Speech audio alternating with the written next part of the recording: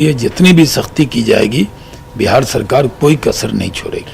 लेकिन नाज़रीन, कामयाबी की कोई कहानी एक दिन में मुकम्मल नहीं होती, लेकिन अगर ईमानदारी, लगन और सच्ची जद्दोजहद हो तो कामयाबी की कहानी एक दिन जरूर मुकम्मल होती है। मुल्क में दूध के फील्ड में इनकलाब लाने वाले अमूल का सफर गुजरात के सिर्फ 2 गांव से शुरू हुआ था। 75 साल का हो चुका अमूल भी पूरे मुल्क के साथ आज़ादी के अमृत महोत्सव की खुशियां मना रहा है। आइए आपको अमूल की कामयाबी के सुनहरी तारीख से मुतारिफ कराते हैं।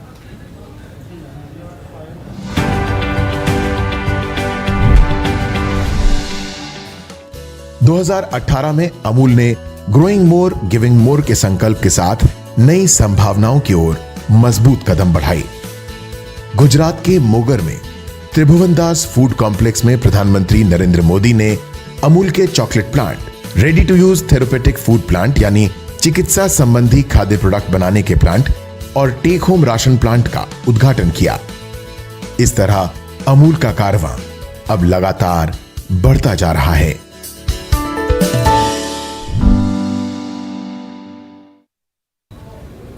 तो न्यूज़ रूम लाइव में आज के लिए फिलहाल इतना ही। हमारी पूरी टीम को दें इजाजत। आदाब।